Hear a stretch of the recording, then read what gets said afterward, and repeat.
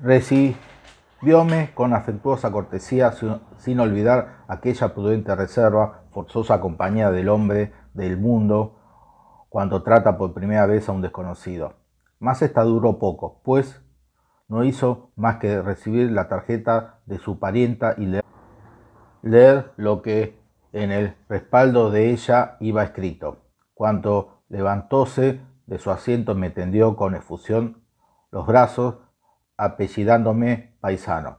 6 días estuve en Sautanto, y en esos 6 días tuve ocasión uno de almorzar con él y los 5 restantes acompañarle a tomar mate, bebida sin azúcar que parecía serle favorita. Noté en mis conversaciones con este hombre excepcional que se había apoderado de su ánimo cierta manía de creer que era imposible que los argentinos pudiesen vivir en paz bajo otro sistema de gobierno que el absoluto, que él era el hombre indispensable para contener los desbordes de las pasiones tan propias de esos locos a quienes tanto seguía queriendo, sin saber por qué, y que era también imposible que el escaso juicio que aún se complacía en reconocerle no les obligase a llamarle de un instante a otro.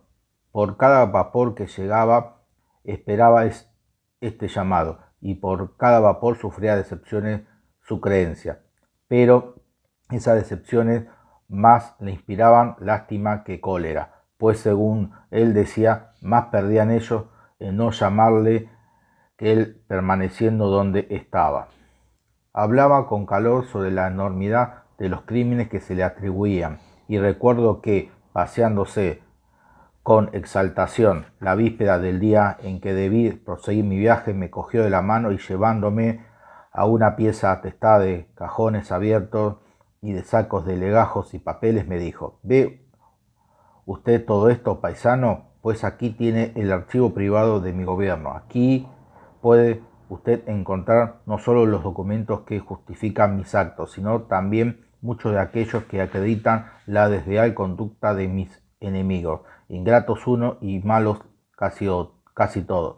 Ya vendrá el día en que todos estos documentos vean la luz pública, y de ello me ocupó ahora, agregó señalándome con la mano la multitud de papeles borrajeados que tenía sobre su escritorio.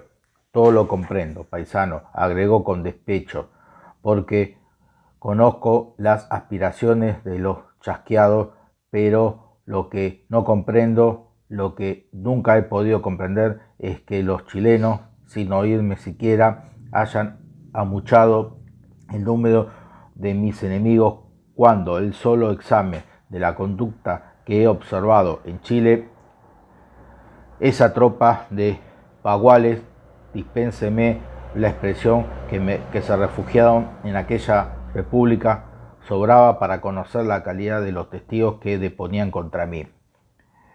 Preguntando por qué no había promovido en Chile la creación de un diario encargado de rectificar las calumnias de sus detractores, me contestó: porque los primeros pasos que di en ese sentido fueron desgraciados. Promoví en la ciudad de Valparaíso la creación de un diario, de cuya redacción se encargó un señor Espejo, don Juan Nepomuceno, recuerdo que era su nombre, pero no surtió efecto esta medida, porque los diarios de ese país estaban todos en poder de argentinos. Hice ir entonces a su tierra a un joven cuya familia me debían servicios, y que hasta entonces me había dado a entender que era un ardiente partidario mío, y en cuanto más se encontró en Chile, influenciado por sus padres, me volvió la espalda.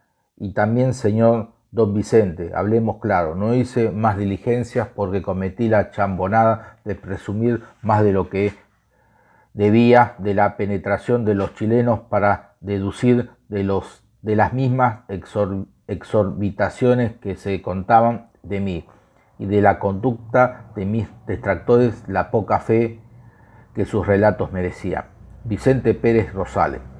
Para este año de 1853, Rosas tenía ya pocas esperanzas de salvar sus bienes, y como después del decreto de Urquiza sobre confiscaciones, solo había podido vender una estancia por 100.000 pesos fuertes y algunos bienes muebles, las circunstancias le aconsejaron moderación en sus gastos. Sin embargo, esos años no fueron de aprieto y mucho menos de penuria.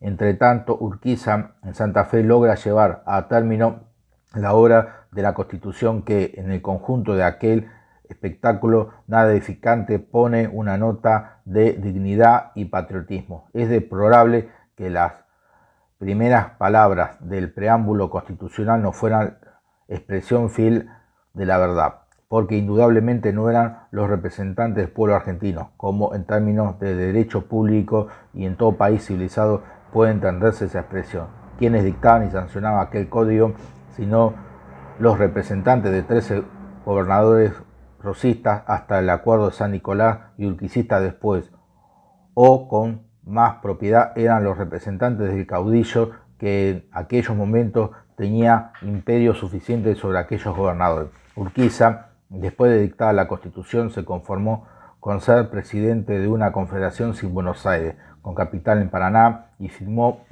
un tratado con el Estado de Buenos Aires como si fuera ajeno al país que había jurado la Constitución, y cargó con la deuda de los 400.000 patacones, con el 6% de interés que le había dado el emperador de Brasil para derrocar a Rosas. Tenía un congreso en Paraná, pero en Buenos Aires tenía la renta de sus puertos, y Urquiza no estaba en condiciones de organizar por falta de fondo el Estado federal que había fundado. Los puertos interiores, aún con la apertura de los ríos asegurados por Brasil y por los otros países que ansiaban poder llegar al Paraguay, de nada les servía. La deuda con el emperador no podía pagarla, ni siquiera sus intereses. Y entonces el prestamista ofreció más patacones que fueron aceptados, y la deuda se convirtió en 700.000 pesos fuertes, con las mismas garantías inherentes al primer empréstito. Y enseguida, como era de esperarse, vinieron tratados de extradición de esclavos con el Brasil, inexplicables en un país republicano, y en cierta pugna con el espíritu y la letra de su propia y flamante Constitución, y tratado de límite. Estos últimos, por ventura, no fueron ratificados por el Congreso de Paraná, y convenios con Francia, Inglaterra y Cerdeña, por lo que el gobierno se obliga a pagar todas las sumas debidas a súbditos esas naciones, por las reclamaciones que hayan sido representadas o antes del 1 de enero de 1860. El gobierno se obliga a pagar el interés de esa deuda a razón del 6% al año a partir del 1 de octubre de 1858 y se consuma la entrega de las aduanas de la Confederación en arriendo al banquero Buchenthal, que viene de Brasil. Así las cosas, que alguien hubiera conestado por la necesidad de defenderse del nuevo Estado de Buenos Aires, las autoridades de este último harán lo imposible para hundir al caudillo de Entre Ríos y a las provincias que les responden. El odio a Urquiza, a quien se pone en par con Rosas, intensifica de rechazo el odio del dictador proscripto, y en 1857 se instaura en Buenos Aires el proceso contra don Juan Manuel, cuya sentencia lo condena a la pena ordinaria de muerte con calidad de aleve, entendiéndose que la indemnización de los daños y perjuicios se ha de cumplir con otros bienes que posea y que no hayan sido comprendidos en la ley de confiscación. Rosas reacciona esta vez y escribe su defensa para hacerla conocer en el extranjero, y se va a Southampton, a Londres, para hacerla imprimir. En Londres se encuentra con Juan Bautista Alberti, diplomático en la Confederación Argentina, presidida por Urquiza. En Londres, 1857. Londres, 18 de octubre de 1857. Anoche conocí a Rosa. Consentí en encontrarme con él en casa de Mr. Dixon. Por sus actuales circunstancias, procesado sin discernimiento ni derecho, quise protestar en cierto modo contra eso, tratándole su actitud respetuosa a la nación y a su gobierno nacional. Me han hecho menos receloso hacia él. Hablaba en inglés con las damas cuando yo entré. El señor Dixon nos presentó y me dio la mano con palabras corteses. Poco después me habló aparte, sentándonos en sillas puestas por él ambas. Me encargó de asegurar al general Urquiza la verdad de lo que me decía, como a un representante en estas cortes, que estaba intensamente reconocido por su conducta recta y justa hacia él, que si algo poseía hoy para vivir y a él se lo debía. Me renovó a mí sus palabras de respeto y sumisión al gobierno nacional. Al verde le hallé más viejo que lo creía, y se lo dije, y me observó que no era para menos, pues tenía 64 años. Al ver su figura toda, le hallé menos culpable a él que a Buenos Aires por su dominación, porque es la de uno de esos locos y medianos hombres en que abunda Buenos Aires, deliberados, audaces para la acción y poco juiciosos. Buenos Aires es la que pierde de concepto a los ojos del que se ve a Rosas de cerca. ¿Cómo ha podido este hombre dominar ese pueblo a tanto extremo? Es lo que uno se repite dentro de sí al conocerle. Habló mucho, habla inglés mal, pero sin detenerse. Con facilidad es jovial y atento en sociedad. Después de la mesa, cuando se alejaron las señoras, habló mucho de política. Casi siempre se dirigió a mí y varias veces vino a mí, me llamó señor, ministro y a veces paisano, otras por mi nombre. Acababa de leer él todo lo que trajo el vapor de antes de ayer sobre su proceso. No, por eso estaba menos jovial y alegre. Me llaman por edictos, decía pues, ¿estoy loco para ir a entregarme para que me maten? Niega a Buenos Aires el derecho de juzgarlo. Repetí como de memoria las palabras de su protesta. Dice que el gobierno, la autoridad soberana o superior, a que en ella alude, es el gobierno de la nación o confederación, no el de Buenos Aires. Le oí que Anchorena era el exclusivo autor y partidario del aislamiento de Buenos Aires como ciudad escéptica. Se quejó de Anchorena, lo calificó de ingrato, recordó que al acercarse Urquiza a Buenos Aires, Anchorena le dijo a él que si triunfaba Urquiza no le quedaba más medio de que agarrarse de los faldones de la casaca de Urquiza y correr su suerte cuando fuese al infierno, y que enseguida lo abandonó. Recordó que toda su fortuna la había hecho bajo su influencia. Habla con moderación y respeto de todos sus adversarios, incluso de Alsina. Recordó que él que ordenó la ejecución de los de San Nicolás está legalizado por Massa. Él no niega el hecho de esa ejecución, lo califica de hecho político de la guerra civil de esa época. Habló mucho de caballos, de perros, de sus simpatías por la vida inglesa, de su pobreza actual, de sus economías, de su caballo y de los caballos ingleses.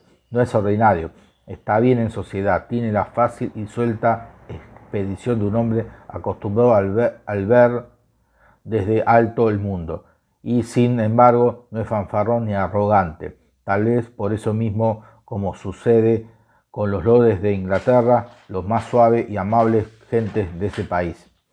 Su fisonomía no es mala, se parece poco a sus retratos. La cabeza es chica y la frente echada atrás es bien formada, más bien que alta. Los ojos son chicos, está cano, no tenía bigotes ni pastillas.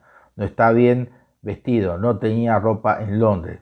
Ha venido por 15 días a imprimir y publicar su protesta. Me dijo que no había sacado plata de Buenos Aires, pero sí todos sus papeles históricos en cuya autoridad descansaba. Él dice que guarda sus opiniones sin perjuicio de su respeto por la autoridad de su nación. Recordó que él no había echado a Rivadavia, ni hubiera rehusado recibirlo. Fue bajo Piamonte, según dijo, el destierro de aquel. Después de balcarse ningún porteño en Europa me ha tratado mejor que Rosas. Anoche, como a representante de la Confederación Argentina. Juan Bautista Alberdi. Las cosas habían llegado a tal punto que el año de la condena contra don Juan Manuel, Urquiza empezó a organizarse militarmente para la campaña que habría de culminar con la victoria que obtuvo en los campos de Cepeda contra Mitre en 1859. Esa victoria le permitió llegar hasta la puerta de Buenos Aires, pero le faltó decisión en el momento final y firmó un tratado en que llevaba todas las de perder. Consiguió la renuncia del gobernador Alsina y creyó haber obtenido con eso cuanto podía desearse en aquellos momentos en bien del país. El Estado de Buenos Aires se declaraba parte integrante de la Confederación, pero no como consecuencia inmediata y natural de la victoria, sino condicionalmente previo examen de la Constitución de Santa Fe y reservándose tácita y muy hábilmente el derecho a la retractación. Pocos meses después, Mitre era ya gobernador de Buenos Aires y el partido antirrosista y antiurquicista, que ahora se llama liberal, lograba por medio de una convención nacional la reforma de la Constitución del 53 y provocaba revoluciones en algunas provincias del interior, en cierta hostilidad contra el gobierno de la Confederación que, con reserva, había reconocido y tantos progresos hizo el Partido Liberal que, antes de los 2 años de la batalla de Cepeda, Mitre, gobernador de Buenos Aires, tomaba su desquite contra Urquiza en la batalla de Pavón. Urquiza fue reducido a su provincia. Mitre puso en ejecución lo que había deseado hacer su partido en 1852, es decir, derrocar por la fuerza las situaciones provinciales rosistas o urquicistas que se habían mantenido en el poder, y realizó su programa con mayor fortuna que sus antecesores. Y para volver nosotros al desterrado de Soptantos, diremos que Pavón terminó con la última ilusión de don Juan Manuel en punto a la devolución de sus bienes, que esperaba, y con razón, del general Urquiza. Poco antes de la campaña de Pavón, el general Mitre recibió de Benjamín Vicuña Maquena, eminente historiador de Chile, copia de una carta escrita por un peruano, Salustio Cobos, que había entrevistado a Rosas en Soptanto en 1857. Mitre se apresuró a publicarla porque, en verdad, Rosas no sale de ella nada favorecido. En un hotel de Soptanto, 1860. Señor don Benjamín Vicuña Maquena, París, agosto 14 de 1860. Mi querido amigo, paseándome por el zaguán del hotel en Southampton, hacía mi composición del lugar cuando el portero, llamándome la atención hacia una figura de hombre que por su inamovilidad y adhesión a la esquina de enfrente parecía un bajo relieve de la muralla, me dijo: ese es el general Rosa. Los avispados muchachos de las escuelas que andaban por allí gozando de su asueto de domingo se dirigían también unos a otros la citada frase del portero y agregaban, señalando el tren de paseo que teníamos en la puerta: esos son sus caballos. Esas mismas frases eran repetidas por todos los transeúntes. Mi curiosidad no las desperdiciaba, pues servían como para familiarizarme anticipadamente con el objeto que luego iba a tocar. Estaba yo como el niño que, obligado a entrar en un cuarto a oscuras, hace alto a la puerta y se conforma y se anima con oír hablar por las vecindades. Un paso más y me hallo en plenas tinieblas. Rosas estaba delante de mí. No esperaba yo respuesta tan elocuente de parte de vuestra excelencia, díjele por saludo. No, nada de eso. Yo vivo aquí de cualquier modo, contestóme. El desprendimiento casi nativo de las etiquetas del poder se veía marcado en el tono con que Rosas profirió esta excusa.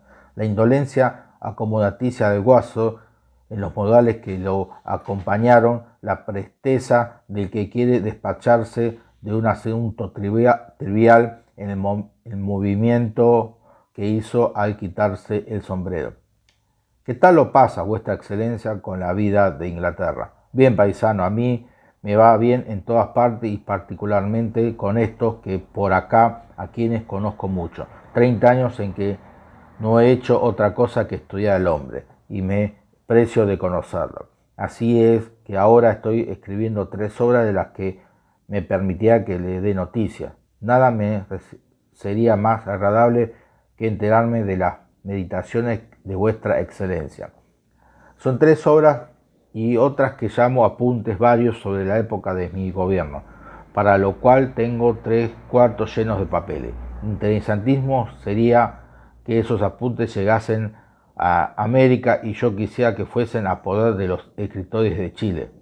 Me acordé en el acto del autor del ostracismo de los carrera y futuro comentador de las tristezas de O'Higgins. A cualquier parte menos a Chile, respondióme. Dios me libre, Chile, Chile. Me ha dejado abandonado en mi desgracia. Son unos ingratos todos los gobiernos de América, pues yo la he elevado tanto en el concepto de las naciones europeas. Estos gobiernos han permitido que se me confisquen mis bienes, cuando yo no he confiscado los de nadie. Represalias, dicen. Yo lo único que decreté fue embargos temporales para mientras los emigrados se mantenían en estado de rebelión contra el gobierno. Que yo he robado, falso paisano. Así tengo los documentos de todo lo que se ha gastado mi tiempo. Casi todos ellos han otorgado por lo mismo que estando gritando contra mí en Buenos Aires. Día llegará en que yo les pruebe que me acusan a mí por las sumas que ellos y solo ellos han recibido. Míos propios y no de nadie es lo que me confiscan. Con la amistad de que Lord Palmerston me dispensa, bien podría yo, haciéndome súbdito inglés, imponer el respeto de mis derechos. No lo hago por consideraciones. Creo deber al pabellón y al gobierno de mi patria, como quiera que se titule. Y como iba a decir a usted, 3 son las obras que me ocupo en escribir. La una es sobre la ley pública. Sírvase vuestra excelencia explicarme qué es lo que apellida ley pública. De la publicación llena de discordancias y de digresiones, aún estas mismas incoherentes, me hizo Rosa. Vine a colegir que se propone escribir un libro de derecho público, a cuya doctrina suscriban documentalmente todas las naciones en precaución de la divergencia de opiniones que complican la expedición de los negocios y que le han quemado las pestañas al laborioso jefe de la Cancillería de Palermo. Distingue la ley pública de la ley individual, derecho civil, y se propone modificarla principalmente en la parte de derecho testamentario, cuyos principios, a juicio del exgobernador, deberían ser dictados antes que por los derechos del Estado civil, por la libre espontaneidad de los afectos. Tratado de esta materia, no sé si con la mira de hacer referencia a la ley pública o a la ley individual, porque en una conversación con Rosa es imposible saber de lo que está hablando. Agregó, con quien murmura para sí. Eso que llaman derechos del hombre no engendra sino la tiranía. Ni sé cómo pasó a hablarme, puesto que lo oía sin interrumpirle, de su predominio sobre los labradores ingleses. Ningún inglés saca tanto del trabajo de los peones como yo de los míos. ¿Por qué? Porque me ven que yo mismo cojo la azada para darles el ejemplo. Y vea estas manos, paisanos, tóquela. Me pareció que iba a ser lastimado por las uñas del tigre.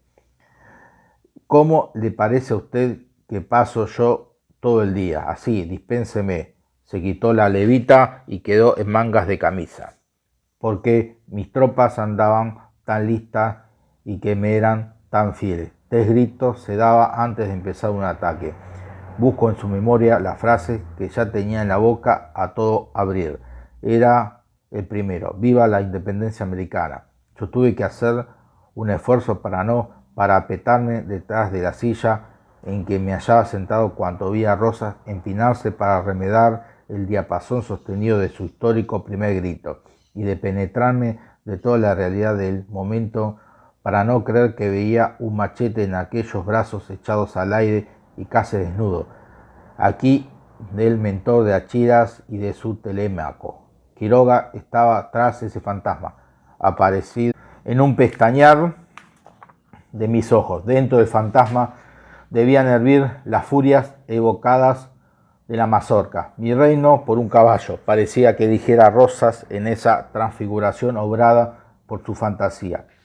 Los devotos de cierta incurable de nuestro hospicio habrían de buena gana llamado al exorcista. Como expelio el demonio por un cordonazo a traición, Rosa se calmó, se puso la levita, tomó asiento y omitió los otros 2 gritos prometidos.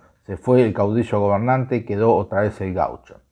Mi segunda obra es sobre la religión del hombre. Yo soy católico en la religión apostólica romana y no por ninguna otra razón, sino porque mis padres lo han sido.